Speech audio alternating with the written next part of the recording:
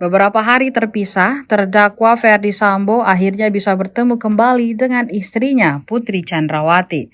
Bu Putri dan Ferdy Sambo kembali menjalani sidang perkara pembunuhan berencana Brigadir J di Pengadilan Negeri Jakarta Selatan pada Selasa 8 November 2022. Momen keduanya berpelukan dan cium tangan menjadi sorotan. Tampak Ferdy Sambo tiba lebih dulu, ia memakai kemeja putih kemudian melepaskan rompi tahanannya saat masuk ke ruang sidang utama.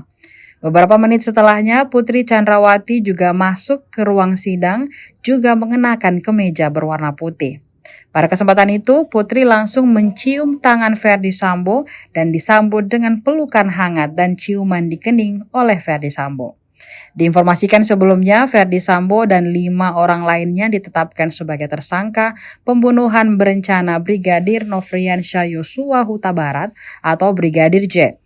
Ferdy Sambo menembak ajudannya itu namun membuat skenario bohong bahwa terjadi aksi tembak-menembak antar ajudan yakni Brigadir J dan Baradae. Belakangan kebohongan itu terbongkar setelah Baradae angkat bicara dan menyibak tabir kebenaran. Kini Ferdy Sambo CS menunggu hasil putusan hakim tentang hukuman yang akan diterimanya.